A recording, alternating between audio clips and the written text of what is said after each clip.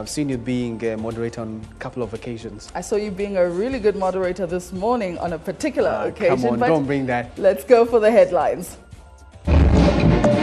President Museveni questions the wave of crime in the country.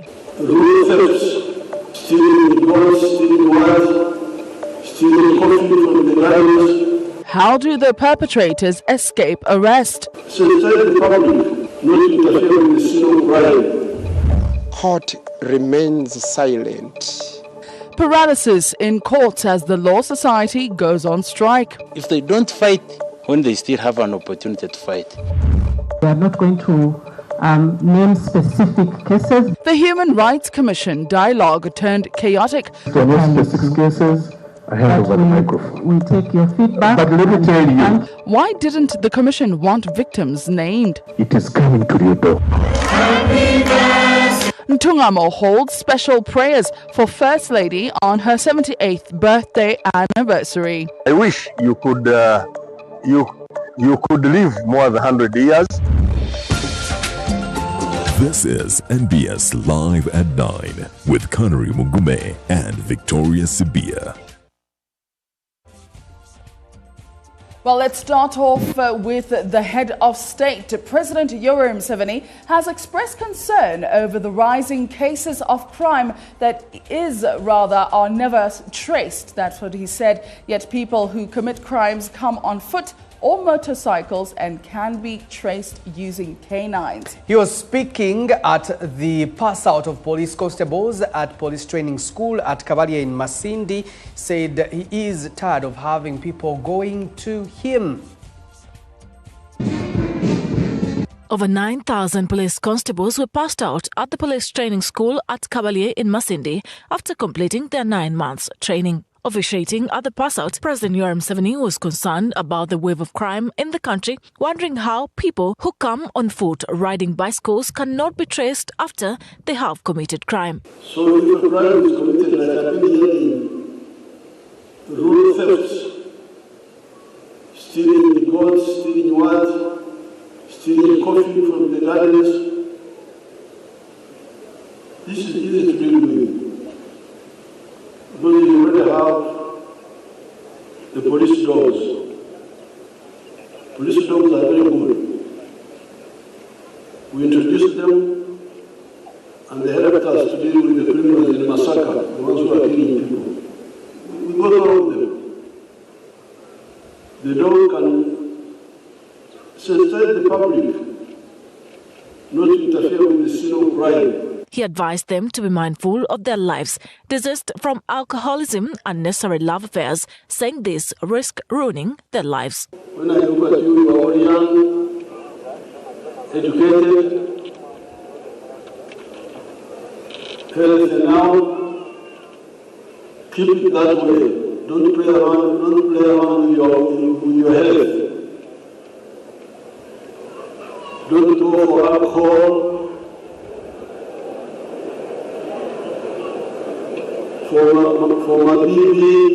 The president warned the forces against corruption, saying he has identified a young group of people who are not ready to tolerate corruption and they are going to crush all corrupt officials.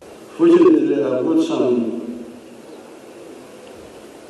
young people who are not happy with the corruption, and anybody who is corrupt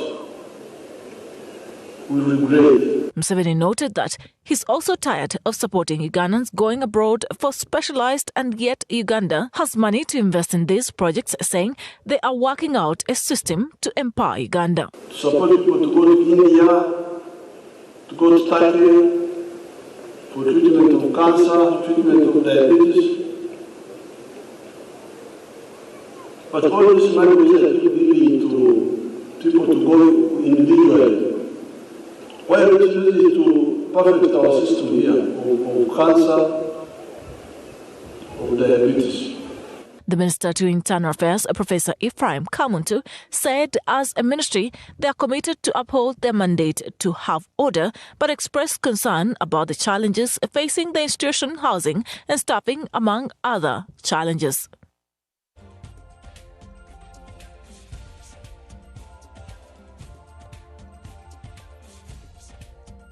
All right, so we would like to hear what your opinion question is. Let's take a look at what the question is tonight. Would love your feedback. Sibia, take it away. Well, the simple question is, President Museveni has raised concerns over Uganda's rising crime wave. What's the one thing the government must do right now to curb crime? You can answer that question on our social platforms using that particular hashtag. Well, that is going to be quite a conversation, and we're looking forward to your feedback. Now, some political activists staged a walkout from a public dialogue organized by the Uganda Human Rights Commission after organizers barred participants from mentioning the names of alleged victims of torture and enforced disappearances during the discussions. Now, this event was organized to mark the United Nations International Day in support of victims of torture. The angry activists wanted to make salient the case of embattled Sam Mugumya and the embattled former Lord Mayor Elias Lukwago. As Uganda joins the rest of the world to commemorate the United Nations International Day in support of victims of torture, dozens of political and human rights activists gathered for a public dialogue organized by the Uganda Human Rights Commission in Kampala. The dialogue brought together government institutions, civil society organizations, and rights defenders to reflect on Uganda's progress in prevailing torture and promoting human rights. Representatives from Uganda People's Defense Force, the Uganda Prison Services, and the Electoral Commission made presentations outlining measures their respective institutions have taken to strengthen human rights protection and accountability. The Human Rights Department is doing well. However, tension emerged when the dialogue was open for public discussion. People's Front for Freedom Secretary General Harold Kaija challenged the earlier presentations, raising concerns over alleged forced disappearance and demanding accountability for missing political activists. As Kaija attempted to mention the names of individuals he claimed had disappeared, moderators interrupted him, insisting that participants should discuss the issues of torture in general terms without referring to specific victims. Sam Mugumya has been missing. The fate of my party chairman, Elias Lukwago, is known by everybody in this room. Mr. But many of you, allow me to say, but you came in a bit late. Yes. One of the things that we had said is that we are not going to name specific cases because we are addressing this subject in its totality. If there are no specific cases, I hand over the microphone. We take your feedback. But let me tell you, thank you for, if we can't name specific cases, it is coming to your door. The directives prompted Kaija and several other activists to walk out of the meeting in protest. They argued that any meaningful discussion on torture must acknowledge those they say have been subjected to forced disappearances and unlawful arrest. When people are silenced and asked not to speak, it means it's just a formality. You can't tell me that it is okay to speak about my issue, my pain, and then you are choosing the words for me. That's wrong. Responding to the concerns, Uganda Human Rights Commission Commissioner Lamex Omara defended the country's human rights record, saying Uganda has registered a significant progress. The Uganda Human Rights Commission reaffirms its commitment to protecting the right to freedom from torture, cruel, inhuman, and degrading treatment. All right, so leaders in Nwoya district are demanding urgent government action following the death of a 30-year-old man who was reportedly killed by an elephant while tending to his garden near Maxon Falls National Park. Now, the incident that has renewed concerns over increasing human rights, or rather human-wildlife conflict in communities' neighboring park, with local leaders now pushing for the accelerated construction of electric fences along park boundaries. The death of Opio Innocent in Latoro Central, Nwoya district, has once again reignited concerns over the safety of communities living close to Maxon Falls National Park. Moya County Member of Parliament Opio Dennis Joffrey says communities have suffered years of destruction caused by wild animals, particularly elephants, with little progress in ending the conflict. People are losing their lives by attack from elephants in particular and other wild animals. Crops are destroyed. He says the government should provide sufficient funding to the Uganda Wildlife Authority to complete ongoing electric fence construction around the park. While full electric fencing is seen as the long-term solution, park management admits the current situation is worrying. And some of them, really, time and again, have always moved out of the conservation area. Moya District Woman Member of Parliament Christine Lanyero says local measures such as digging trenches have not been effective enough to keeping animals away from the communities. The community dug the trenches, but the elephant can get at one point. They cover the one spot and they make a way through that spot. She says the situation is worrying and increasingly getting out of hand. So the relationship between Uganda Wildlife Authority and the community has broken completely. And we should find a way of uniting the wildlife and the local community. Officials say compensation is available, but the process is lengthy. Claims for human-wildlife conflict must pass through local council, police, park authorities, and district technical team for valuation. The delays have left communities frustrated, especially in cases where lives have been lost. It goes through a process. And if you miss out on the process, at times delays. Meanwhile, the Moya Resident District Commissioner, Christopher Omara, says about 56 kilometers of fencing have already been completed and additional work is ongoing. As we speak now, we have constructed up to 56 kilometers of electric fence from that side up to a quarter in Ikochile, but we still have that gap. Omara has urged residents to move in groups along elephant corridors and avoid getting close to elephants, especially those with calves. The electric fencing program around Maxon Falls National Park first started in January 2020, but implementation has faced delays over the years. The park itself has a boundary of more than 430 kilometers shared among neighboring districts, with Moya hosting a significant section of the boundary.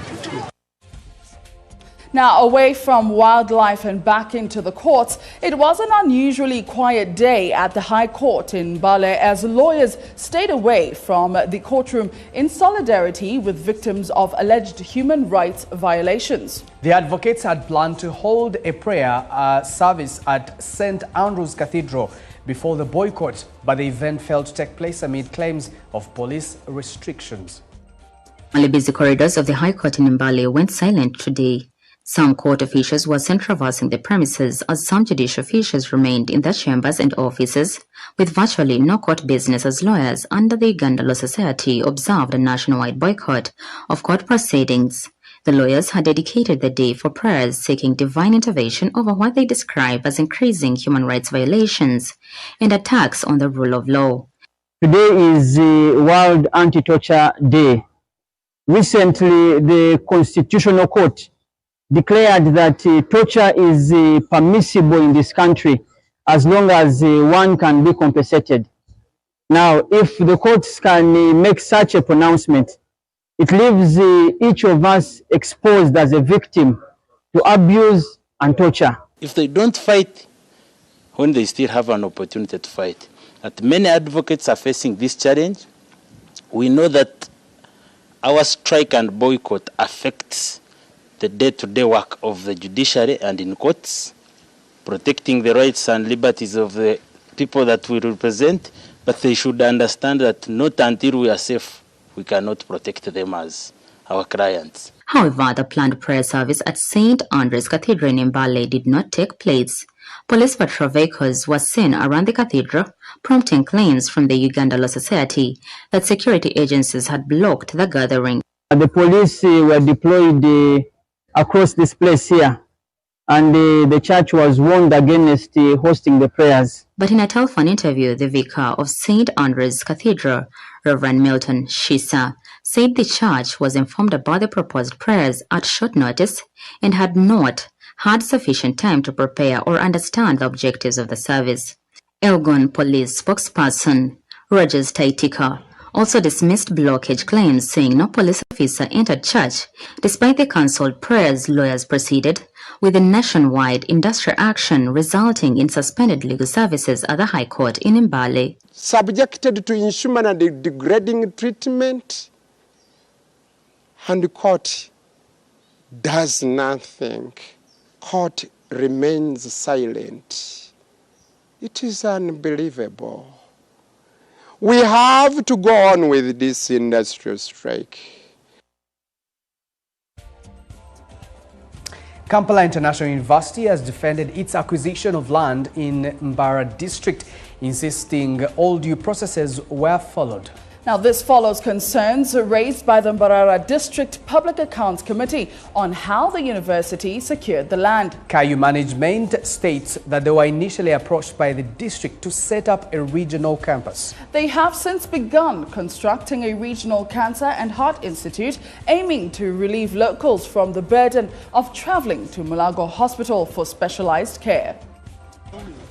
On the morning of April 2025, several trees were cut down at part of the forest said to belong to the National Forestry Authority, with allegations that renowned businessman and Kampala International University Chairman Board of Trustees Hassan Basajabalaba wanted to take the land. The land in question is situated at Kamkuzi Hill, whose custody is the Mbarara District Local Government, despite being in the city. 1 year later, the land issue remains unresolved. Last week, the Mbarara District Chief Administrative Officer, Kao, was apprehended on recommendations of the District Public Accounts Committee for fraudulently awarding land to the KIU management.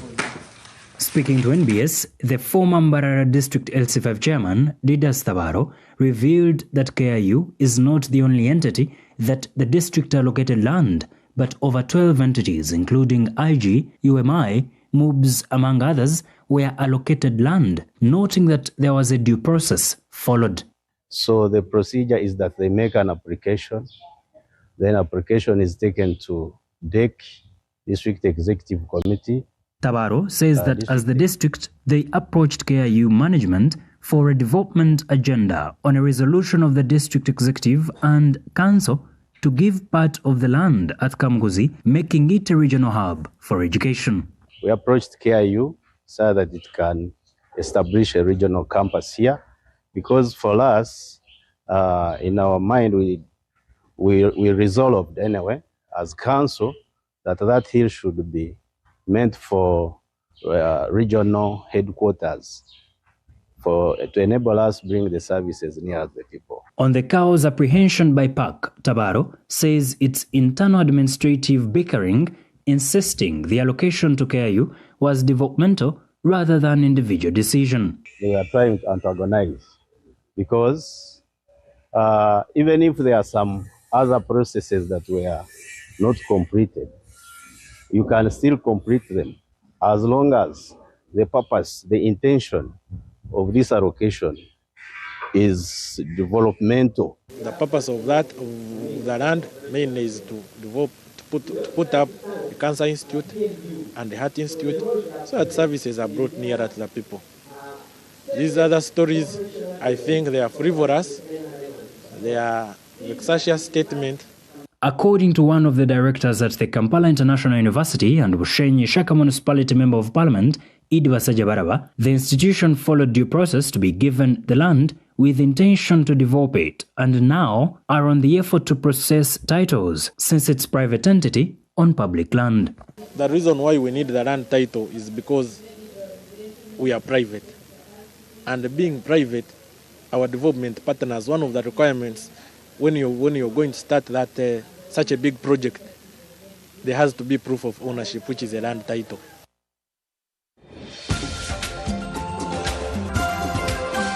Feedback brought to you by business, you need advice, solutions, and sector expertise when it matters. Your new office space looks great. What's next? We get it. Absa Business Banking.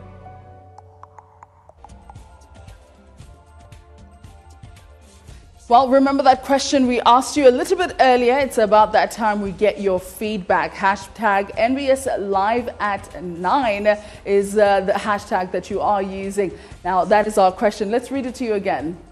President Yoweri Museveni has raised concerns over Uganda's rising crime wave. What's the one thing the government must do right now to cap crime? Hashtag NBS Live at 9. Let's take a look at the comments on X. And the first comment, oh, that's not tabs, eh? Okay, that's fine. Chris Sunday Vena says, civic education is needed in society. All right. Mochunguzi Innocent says, eradicate poverty. It's the main cause of crime. Looks like poverty is such a good a big deal. observation on that one, yeah. Do you want to go at that? To effectively curb the rising crime wave, the government must prioritize operationalizing the decentralized policing system across all sub-counties and champion an extensive technology-driven security master plan that emphasizes a fully responsive local police force. I think this one's a bit ahead of his time. Yeah, so there are two things. One, it's about security on local policing, what the former IGP used to call community policing, and then the other is about poverty. No, absolutely. That one I could possibly agree with. But meanwhile, here's more to come. More to come. For many politicians, losing an election signals the end of the road. But for a group of former members of parliament from the Bukedi sub-region, it has sparked a new beginning.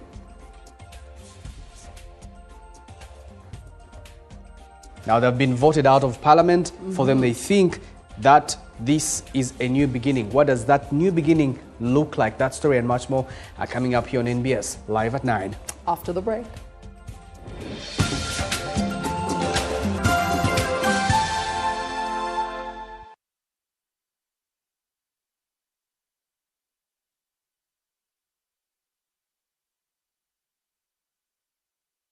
Your business is booming. Then one day you run out of capital. You are struggling in unpaid debts and bills. Bank of Uganda has introduced the small business funds. Are you dealing in saloons, dukas, or any other business? Ask for the SBO for all. It has a low interest rate of 10% with up to 1 year grace period. Contact your bank or SACCO or call our toll-free line on 0800-144-044. This message is brought to you by Bank of Uganda. In 30 seconds, I'll tell you why you have until the 30th of June 2026. First, the 30th of June is your deadline to file your tax returns for the financial year ending 2025-2026. Don't wait. Late filing means errors, and errors mean penalties. Second, if you have an outstanding tax, pay your principal by the 30th of June 2026, and URA will give you a 100% tax waiver. No interest, no penalties, gone. File and pay now at www.ura.go.ug. Developing Uganda together. The problem is the foundation. Do you know the kind of cement I'm using in this foundation? I guarantee you even my grandchildren will come and find this house. You buy your buy today and get the job done. Strong, reliable, available at hardware shops countrywide. Weekend yetu sina yeto inagafumba. You got Glovo. Oinacheweta mukatale tofayo. You got Glovo. If you're having a celebration, you got Glovo. You can order what you want, you can get what you need. You got Glovo. You got it all. You got Glovo. Download the app, order with Glovo, track it minute by minute until you receive it in minutes.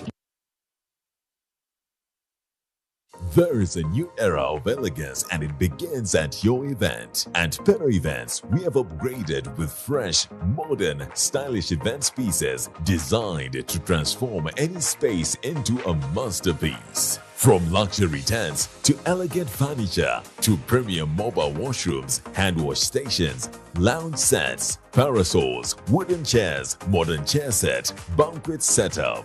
Peno Events. Safe, reliable, stylish. Book now.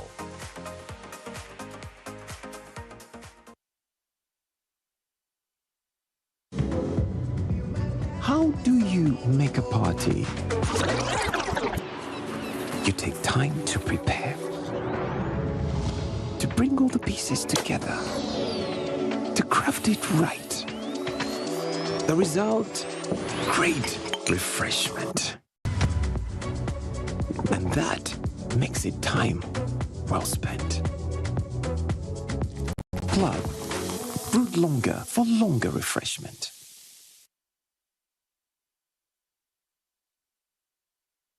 Fellow Ugandans, your parish development model SACCO belongs to you.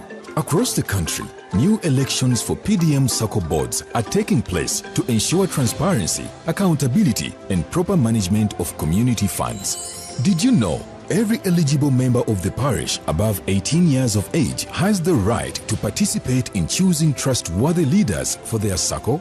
The old boards are being replaced to strengthen governance, protect public resources, and improve service delivery to beneficiaries. After the elections, SACCOs will conduct statutory audits, hold annual general meetings, and account to members on how PDM funds are being utilized. This is your opportunity to shape the future of your community. Please go and register with your SACCO. Do not stay behind. Participate in the elections. Demand accountability. Support transparency. Together, we can build stronger PDM SACCOs and transform households into the money economy. For more information, contact your parish chief, district commercial officer, or local government leaders. This message is brought to you by the Government of Uganda through the Ministry of Local Government and the PDM Secretariat.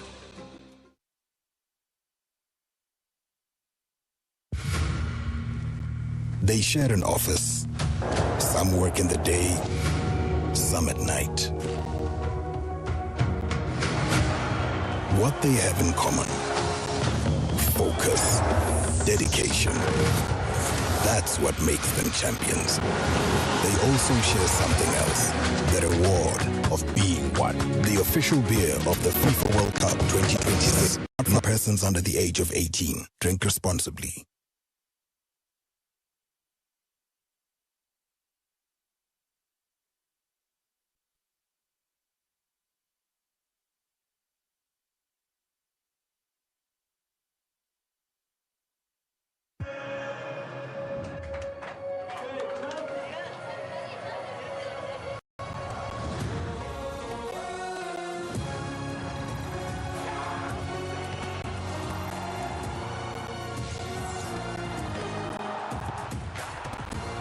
From 11 June to 19 July, everything can wait.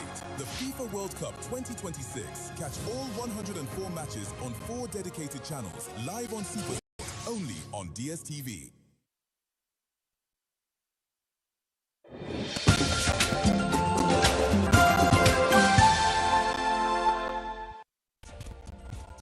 Welcome back. Let's get back into some politics. Now, for many politicians, losing an election signals the end of the road. But for a group of former members of parliament from the Bukedi sub-region, it has sparked a new beginning. After being voted out of parliament, they have joined forces under a new association determined to stay united, economically active and connected to the people they once represented.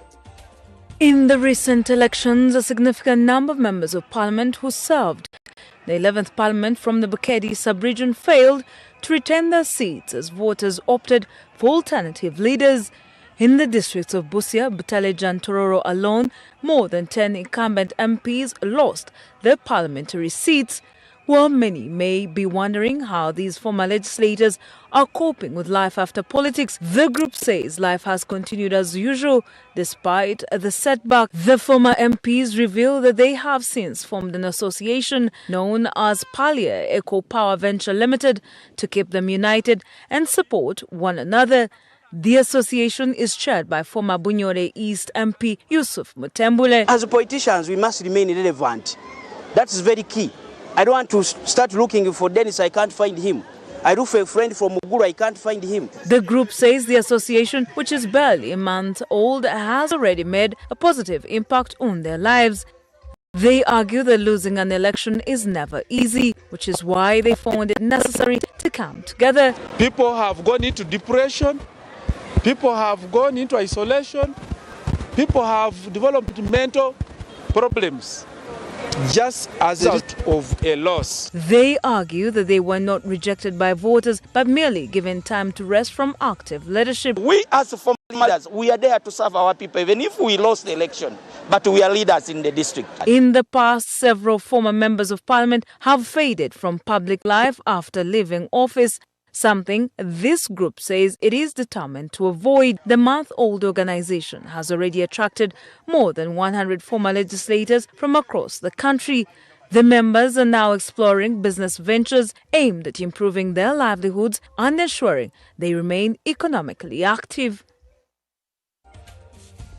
Well, I'll tell you what, no one is exempt from mental health issues. Seek counsel if you need it, especially if you were supposed to win an election and you didn't.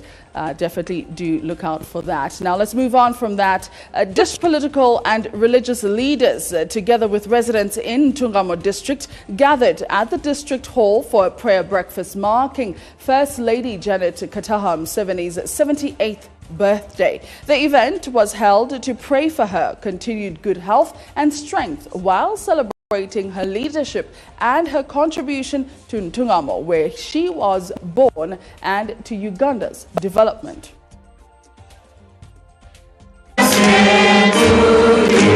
As early as 8 a.m., worshippers had started arriving at Ntungamo District Hall. Moments later, prayers commenced under the leadership of South Ankole Diocesan Bishop Right Reverend Nathaniel Siwe, alongside religious leaders from different faiths. The Thanksgiving service followed recent messages shared by President Yoweri Museveni, in which he reassured the public about her health, with the bishop urging believers to reject misinformation and remain steadfast in faith.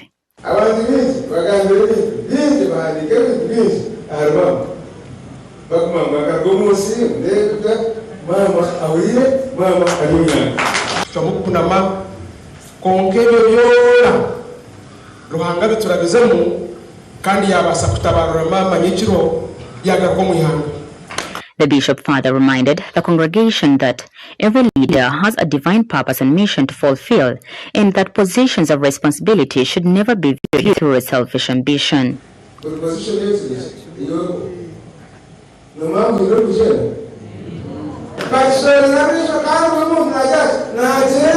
Born in Ntungamo district, Janet Kataha Museveni remains one of the region's most influential political figures.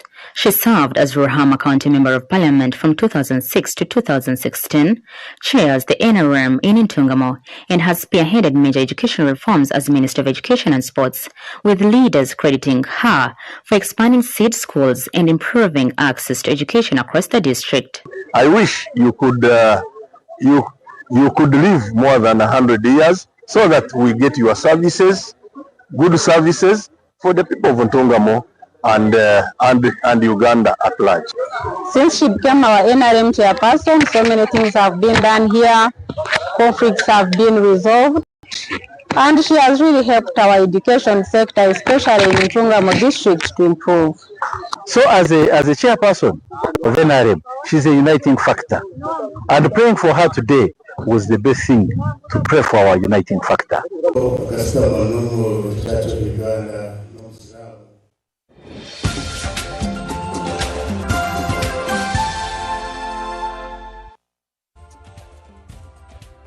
All right, social spotlight. What are your leaders saying online?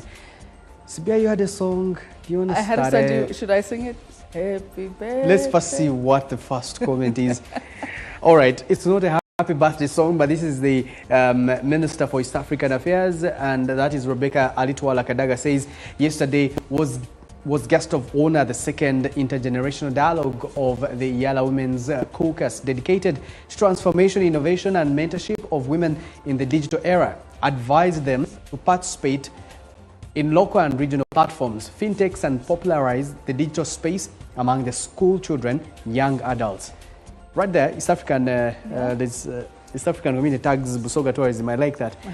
Sam Angola, you want to go there? Sam Angola says, I paid a courtesy call to the Minister of Finance. I like that, paid a courtesy call to the Minister of Finance, Planning and Economic Development, Honorable Henry Musasisi, to discuss critical areas of socio-economic development and strategic investment. Now, reaffirming the President's call to action that this term is a period of relentless work. We are fully committed to accelerating service delivery.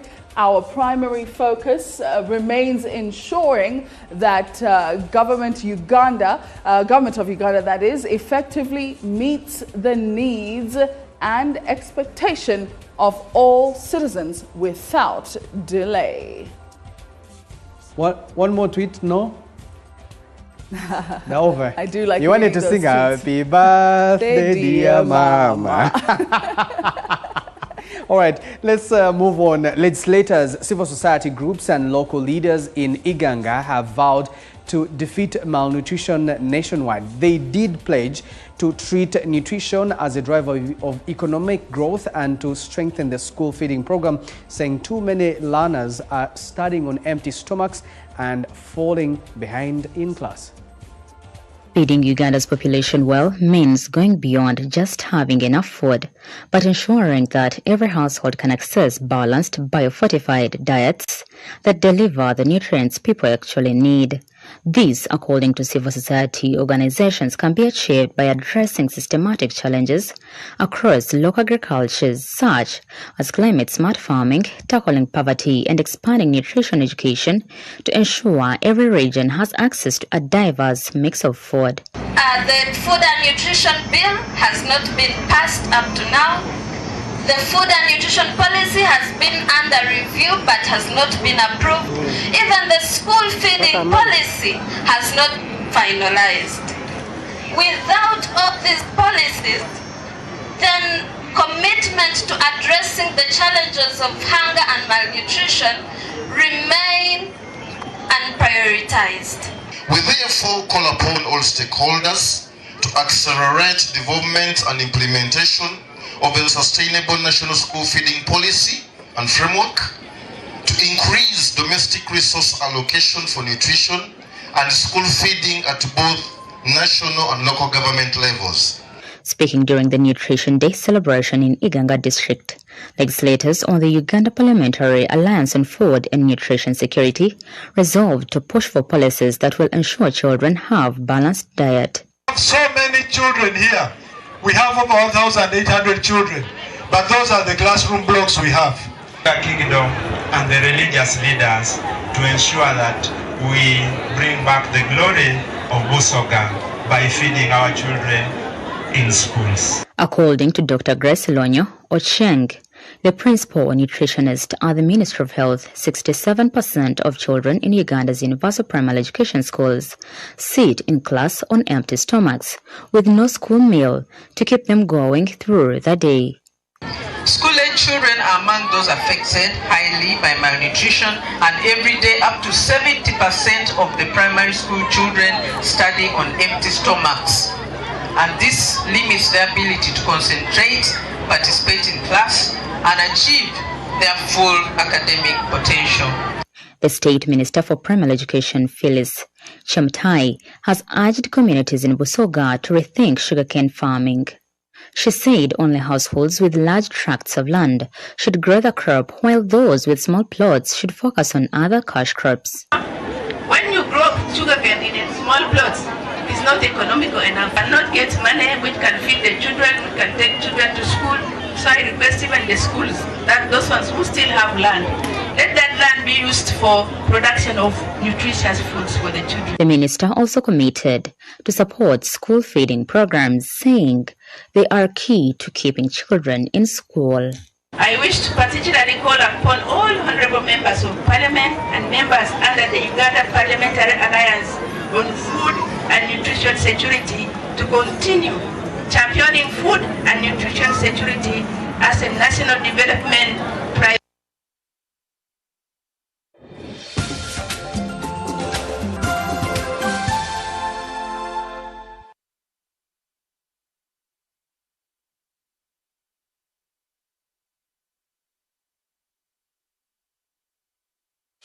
Carrying cash can be stressful. The I&M Bank multi-currency prepaid card makes paying smart and simple. Load and spend confidently in 9 currencies: Ugandan shilling, Kenyan shilling, Tanzanian shilling, Rwandan franc, Indian rupees, United States dollar, British pound, euro, and South African rand. Enjoy safe, simple payments wherever you go. The I&M Bank multi-currency prepaid card is open to everyone, whether you have an I&M Bank account or not. Get yours today and pay confidently worldwide in 9 currencies. I&M Bank Uganda Limited is regulated by Bank of Uganda. Customer deposits are protected by the Deposit Protection Fund up to 10 million shillings. Terms and conditions apply. I&M Bank, on your side. Life unfolds in chapters. Through many of these chapters, Jubilee has been present.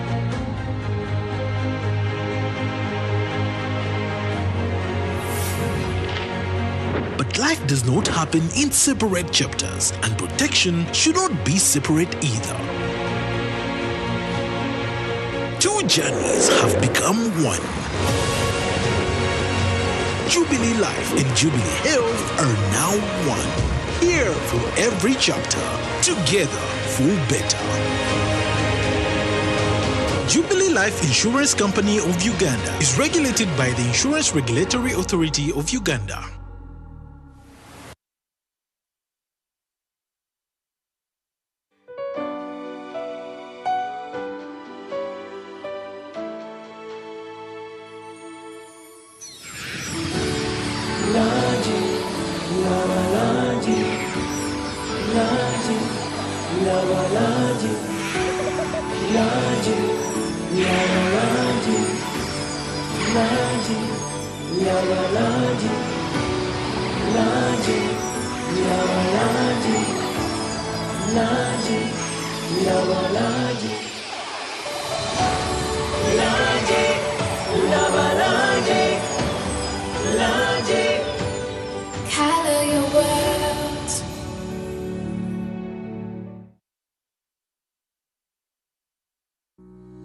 Kabalega Petro-Based Industrial Park. Imagine your business at the heart of East Africa's next industrial revolution. Welcome to Kabalega Petro-Based Industrial Park, Uganda's eco-industrial hub spanning over 7,300 acres in Hoima, home to the Uganda Refinery, the East African Crude Oil Pipeline, and Kabalega International Airport. KIP places investors at the center of Uganda's energy transformation. KIP presents investment opportunities in petrochemicals, manufacturing, agro-processing, logistics, warehousing, real estate, commercial, hospitality, ICT, and industrial services.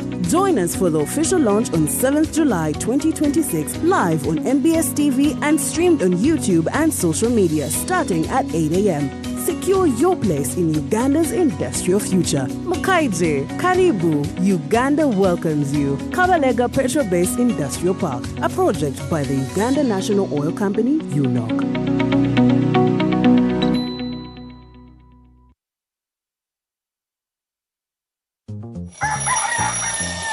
MTN voice bundle. Ay. Load. Hey. Hello, Mama. Hey, it is me, your son, Opio. Hey, now, Mama, listen to me. MTN has the offer. Yes, it has the offer. You load from 7 a.m. to 8 a.m. Now, they have free MTN to MTN minutes. And those minutes are there all day. So you load, you'll thank me later. Mama. Load an MTN voice bundle between 7 a.m. and 8 a.m. and get 3 free MTN to MTN minutes valid all day. Dial *100 *21 hash and get your free minutes bully daily. Free your fire with free minutes from MTN. Together, our connection is unstoppable. MTN.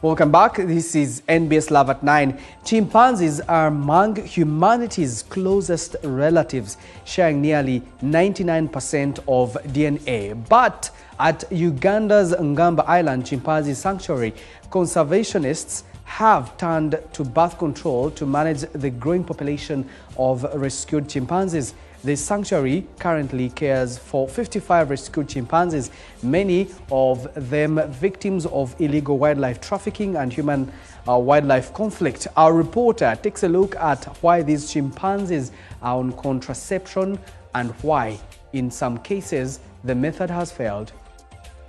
Set on the calm waters of Lake Victoria, Ngamba Island has sheltered 55 rescued chimpanzees since 1998. Taken from traffickers, homes and conflict areas, they now live in safety. But unlike chimps in the wild, the females here are on contraception to control numbers. We have bypassed the natural carrying capacity of the sanctuary because naturally a chimpanzee would need about 1 square kilometer. And this island, that's the right size of this island, about 1 square kilometer. And we have now 55. In the wild, chimpanzees roam vast tropical forests where food, water and shelter are naturally available. On Ngamba Island, space is limited.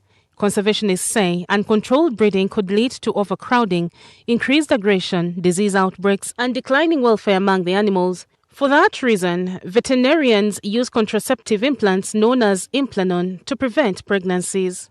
It's a small rod and we use an applicator to put it just under the skin. Despite the contraception program, nature has occasionally had other plans. One is Surprise. Surprise was born in 2002. And then Surprise later also gave birth to Ruparelia. And then Ruparelia is followed by another chimp who is not born in that same family, but his name is Easy. The batch of implants that the vets would explain later that it did not work or failed resulted in two births almost the same day. The failures exposed a unique challenge. Chimpanzees are highly intelligent and spend much of their day grooming themselves and one another. Their thin skin makes it easier to detect anything unusual beneath the surface. And in the process of grooming is trying to remove ectoparasites, remove dirt, remove scabs. Scabs are like dry wounds from each other. So anything that seems foreign, they will scratch persistently at it. And we've noticed that many times they scratch out these implants. To address the problem, veterinarians changed the procedure. Instead of placing implants directly beneath the skin, they now embed them deeper into muscle tissue through a minor surgical process. The new method has significantly reduced the number of failures, but scientists have observed that some females from the same family line continue to conceive despite showing normal biological responses to the implants. When implants are there to affect the hormones within the body. So there are certain markers that we look for, which help to tell us whether the implant is being effective, whether certain hormonal levels are changing due to the effect of the hormones. And when that change is not there, we know that they are not working. We do a surgical procedure to embed the implants deep into the tissue, and that has been more successful. The unexpected births have produced a unique family tree on Ngamba Island. Chimpanzees such as Surprise, Ruparelia, Izzy, Boli, Temba, Simba and others were all born at the sanctuary. While the births are celebrated, conservationists remain focused on managing the population responsibly. We are 100 acres, we can't expand, we can't narrow, so we need to be able to provide the space they need. When overcrowding comes, it comes with so many other problems and challenges. Disease, aggression, poor welfare, and so many others. So we are trying to avoid that. Ideally, we should be able to reintroduce them back in the wild, and that is why we use reversible contraception. Others would simply do surgical procedures to do permanent. For now, Ngamba Island continues to balance conservation, animal welfare and science, using birth control not to stop chimpanzees from being chimpanzees, but to ensure they have a sustainable future. Now, Bukedi sub-region has embarked on an ambitious journey to become Uganda's next major coffee production and export hub, with government launching a campaign expected to lift more than 200,000 households out of subsistence farming. Led by Vice President Jessica Alupo and Speaker of Parliament Jacob Oboth, the initiative promises millions of coffee seedlings, expanded production and new economic opportunities aimed at transforming household incomes across the 7 districts of Bukedi. To transform the Bukedi sub-region into a major coffee production and export hub while reducing household poverty, Vice President Jessica Alupo, accompanied by Speaker of Parliament Jacob Oboth and a team of ministers, spent the day in Toro engaging leaders and farmers from several districts that make up the sub-region. The delegation's first stop was Bukedi Coffee Limited in Magola sub-county, where a 70-acre demonstration coffee plantation is showcasing the region's coffee potential. The company is seeking a public-private partnership with government to scale up coffee production across Bukedi. Under the proposed expansion, the company plans to establish more than 111,000 acres of coffee and produce 5 million high-quality seedlings annually. And to realize this vision, it is appealing for government support. Ask government, which have told the Vice President, to help have halas or pulping machines that can be used in processing coffee, so that the people that grow coffee don't sell raw coffee. The leaders later joined hundreds of farmers at Tororo Municipal Gardens for the official launch of the Bukedi Coffee Production Campaign. Launching the program, government pledged to distribute between 100 to 450 coffee seedlings to each participating farmer, depending on land size, once the rains begin. Because now if we don't intervene, the prices are skyrocketing because of the demand. So we take note of that, and that demand is also good. Nobody should say he has less land. Let's plant coffee even along the roads, around our compounds. Whatever, get 450 seedlings to plant. Addressing the gathering, Vice President Jessica Alupo urged the people of Bukedi to embrace coffee as a sustainable cash crop, reaffirming government's commitment to distributing millions of seedlings to improve household incomes and strengthen Uganda's export earnings. But what we are asserting here is that coffee, which has not been in this region, has now proven also to be a viable commercial crop in our region. And therefore, you can use coffee to diversify the commercial enterprises which you are already having. Despite challenges such as limited coffee seedlings and prolonged drought, both Parliament and the Ministry of Agriculture pledged continued support to ensure the program succeeds across the sub-region.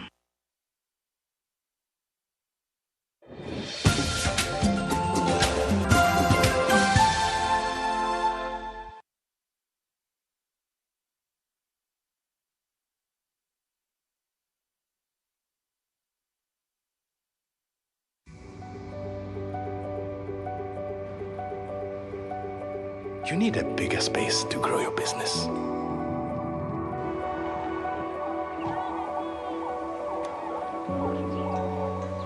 You need to be ready for any season.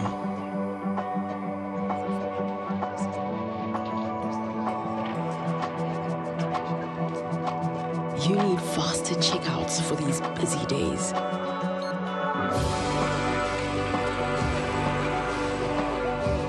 You need more equipment to meet demand.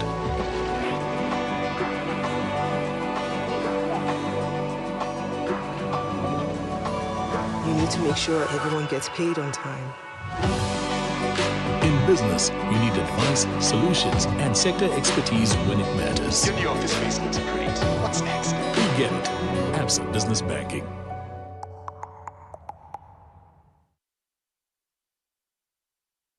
It might seem crazy what I'm about to say. Here's how you chase that gray away. You're a hot air balloon that could go to space. With the air like you don't care, baby, by the way.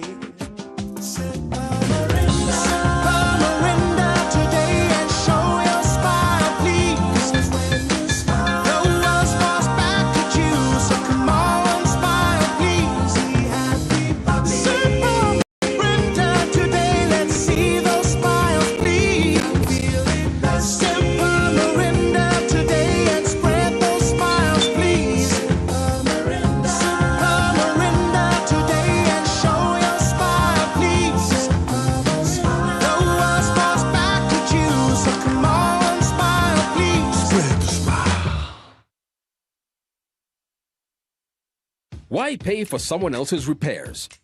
Say goodbye to hidden costs and hello to peace of mind of a brand new start. Discover the Suzuki range of unmatched, fuel-efficient and reliable options. From the iconic Jimny to the new Across Hybrid. Find the perfect blend of style and world-class efficiency. Upgrade today and enjoy 1 year of free fuel and comprehensive insurance, plus 2 years of free service and a 3-year warranty. Trade in your current car or choose financing to start driving as you pay installments. Don't wait. Visit the Suzuki showroom today or call 0800-211-033 to get started. In a world that's always changing, the foundations of trust must stay strong. For over 60 years, we've built the minds that build trust, shaping the professionals who carry confidence into boardrooms, communities, and lives. Because trust doesn't happen by chance, it's built, tested, and taught.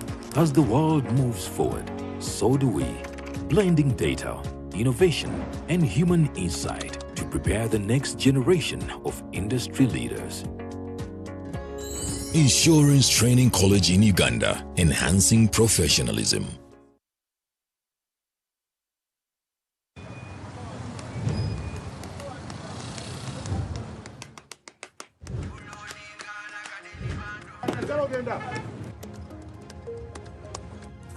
And that's it for today. Till the next episode.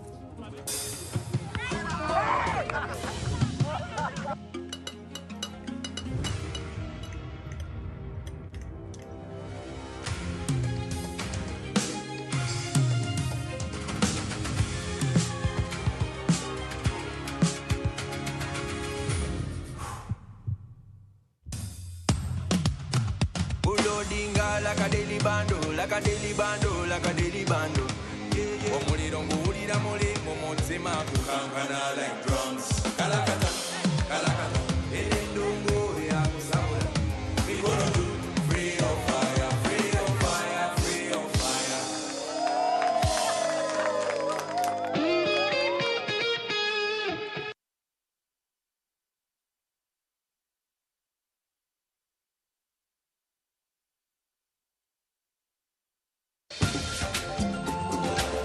Business Pulse, brought to you by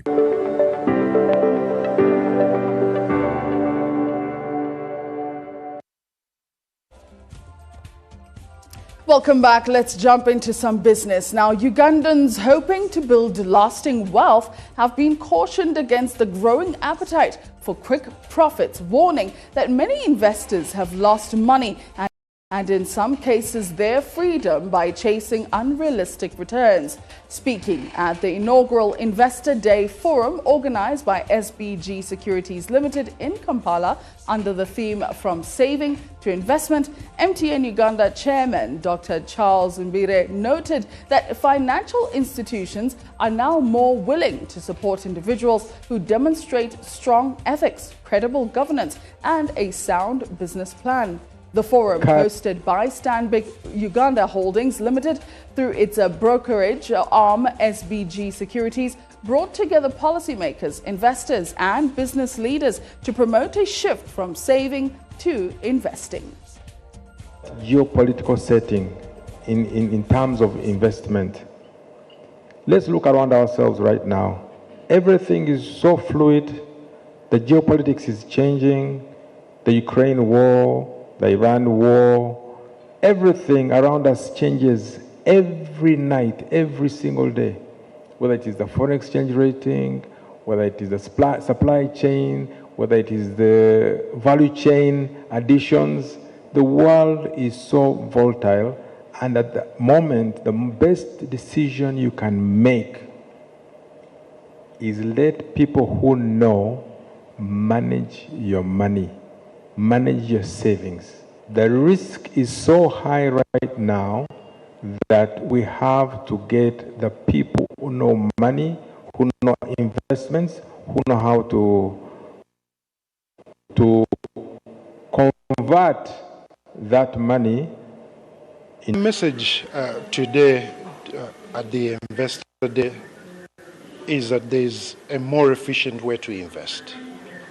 Instead of relying strictly, for instance, on real estate, on land, or commercial buildings, my piece of advice would be to diversify, for someone listening to me, to think about, if I need to sell this property, will it be possible to get the money in a short period of time? If I have enough.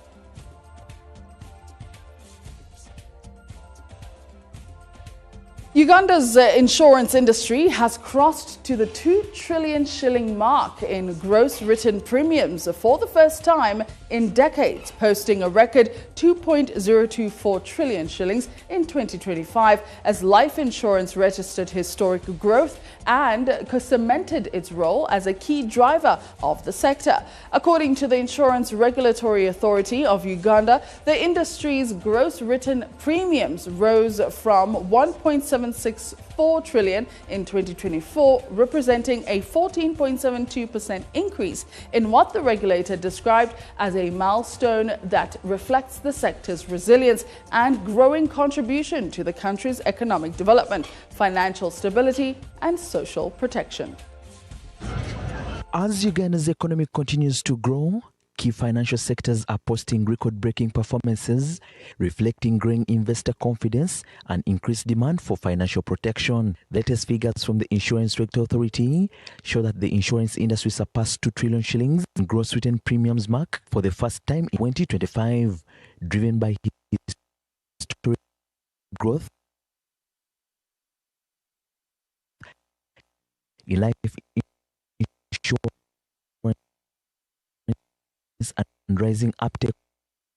In the year 2025, as the total gross written premiums surpassed Uganda's 2 trillion mark for the first time.